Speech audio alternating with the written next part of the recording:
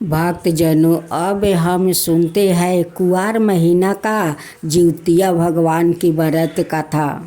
प्यारे भक्तजनों, जो भगवान के हम लोग व्रत करती हूँ वो ऐसा एक भगवान है जो जीव है, वो आत्मा है, वो रूह है। उस रूह और आत्मा को हम लोग व्रत करती हूँ, उसका नाम जीवित भगवान, जाने कि जीवित भगवान है।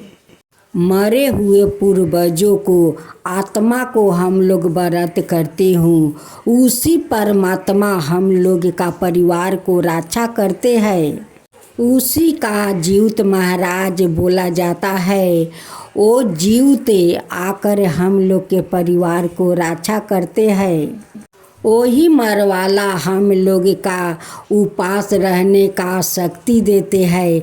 उसी जीव हम लोग का उपास रहने को शक्ति देते हैं, हम लोग के परिवार को रक्षा करते हैं। तो प्यारे भक्तजनों, मैं इसी आत्मा और एक परिवार को कथा सुनाने जा रही हूँ। अगर मेरे कथा आप लोग का अच्छे लगे हो तो इस कमेंट बॉक्स पर जय जीवित भगवान आप लोग ज़रूर लिखिए।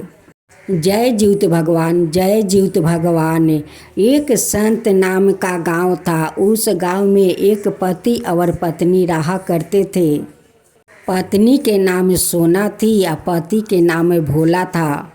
सोना हर साल जीवित भगवान का व्रत करती थी, लेकिन सुबह में जो मरवाला को भोजन देती वो जाकर छत पर हाथ में ले जाकर फेंक देती थी। उस भोजन बहुत दूर तक जाकर छीटा जाता था। अब मरवाला लोग आते थे, वो चुन चुन के खाते खाते वो लोग का पेट नहीं भरता था। दोनों पति पत्नी मिलकर अपना खेत के पीछे जो खेत था, उसी खेत में बहुत सारा वो लोग झिंगुनी गाड़ते थे।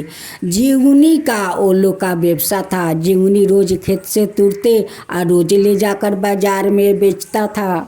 जब दूसरा साल जीवित भगवान का व्रत आया, उस साल दोनों पति पत्नी मिलकर अपना खेत में बहुत सारा झिंगुनी आबादी किया था। सोना जीवित भगवान का व्रत करती है, नहा धोआ कर भोजन बनाती है। भोजन बनाकर शाम को जीवित महाराज के लिए निकाल देती है और वो लोग खाना खाकर सो जाते हैं। जब सुबह हुआ तो सोना अपना हाथ में उस भोजन को ले लेती है, छत पर जाकर फेंकती है। उस भोजन उनकी झिंगुनी का खेत तक छीटा जाता है। अब तो मरवाला लोग आते हैं, आकर वो चुन चुन के खाते खाते वो लोग का बहुत सवेरा हो गया। सूरज निकल आया, लेकिन वो लोग का पेट नहीं भरा। वही झिंगुनी के खेत में वो सारे मरवाला रह जाते हैं। उनकी सारे झिंगुनी का अंदर में कीड़ा हो जाता है। जब उनकी पति बेचने के लिए ले जाता है, जितना लोग उनसे झिंगुनी खरीदता है, घर में ले जाकर देखता है कि सारे झिंगुनी में कीड़ा है। अब तो सभी ने लोग कंप्लेन करने लगा कि तुम सड़े हुए झिंगुनी बेचते हो और रुपया से अपना जेब भरते हो।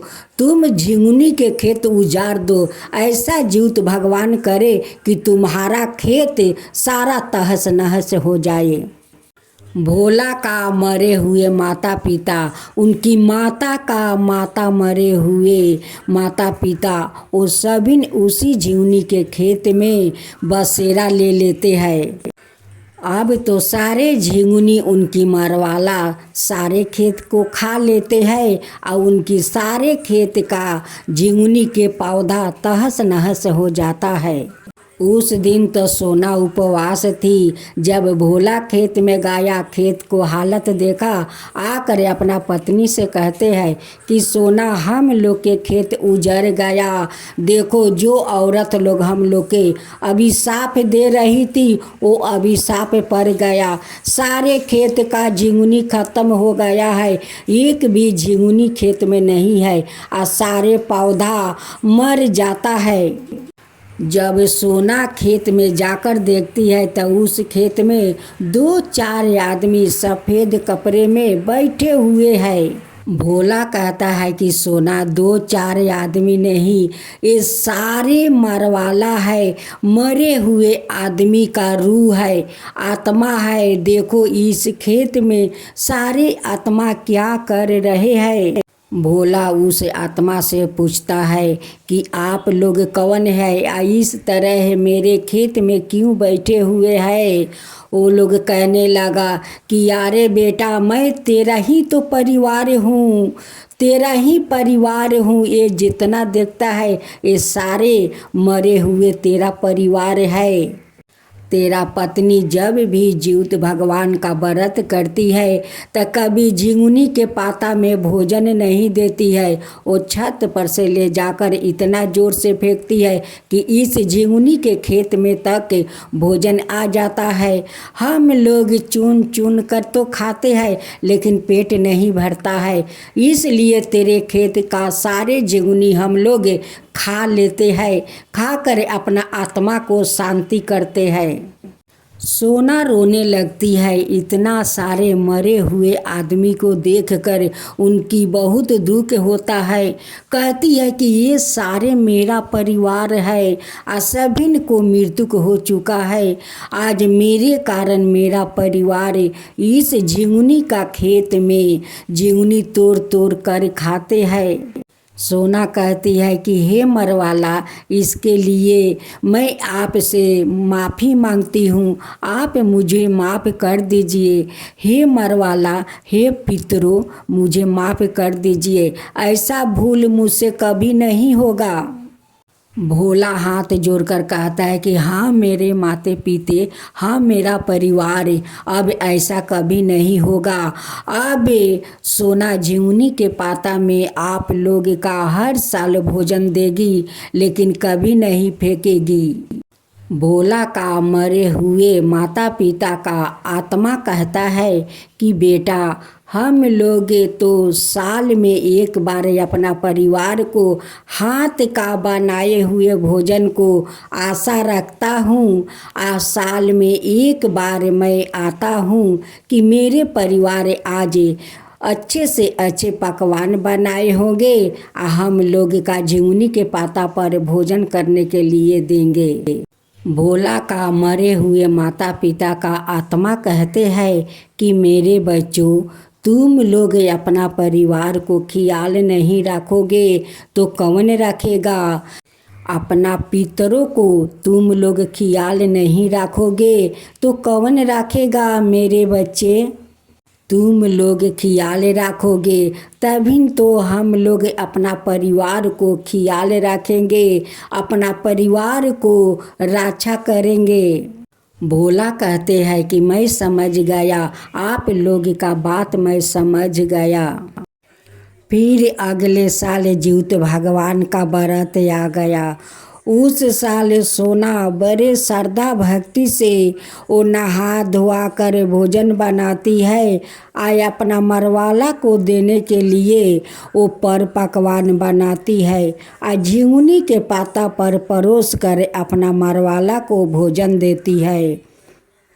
जीवित भगवान को देती है, चिल्लू सियारिन को देती है। दे कर क्षमा मांगती है कि हे जीवित भगवान, मुझे क्षमा कर दीजिए, हे मरवाला मुझे क्षमा कर दीजिए, अब कभी भूल नहीं होगा। अब मैं श्रद्धा भक्ति से आपको झिंगुनी के पाता पर हर साल भोजन दूंगी। सोना सभी औरत के साथ जाती है नदी नहाने। नदी नहाकर सभी लोग नहा धोआ कर एक घाट बैठाकर वहीं पर बैठकर कथा सुन रही थी। सोना कहती है कि बहन, मैं आज आप लोग का एक मरवाला की कथा सुनाऊंगी। सभी कहने लगी कि ठीक है बहन, आप सुनाइए मरवाला को कथा। सोना अपनी पूरा कहानी सुनाती है। वहाँ पर सब लोग बड़े ध्यान से सुन रहे थे। जब सोना का कहानी ख़त्म हुआ तो सभी बहनों कहने लगी कि बहन, इतना सुंदर आप जीवित भगवान को कहानी कही, पितरों लोग का कहानी कही। सोना कहती है कि जीवित भगवान का भोजन में झिंगुनी का सब्जी होना जरूरी है और उनकी झिंगुनी के पाता में भोजन देना भी जरूरी है, क्योंकि झिंगुनी के सब्जी और भात रोटी जो पर पकवान हो उस झिंगुनी पर सभी परिवार अपना पितरों को देते हैं। पितरों बहुत प्रसन्न होते हैं, अपना परिवार को रक्षा करते हैं, कभी धन संपत्ति को कमी नहीं होने देते हैं। वो लोग अपना आशीर्वाद अपना परिवार को देते हैं। सोना कहती है कि यही है जीवित भगवान का गाथा। हम सब एक बार मिलकर जोर से जीवित भगवान के जयकारा लगाते हैं। जीवित भगवान की जय हो, जीवित भगवान की जय हो, जीवित महाराज की जय हो।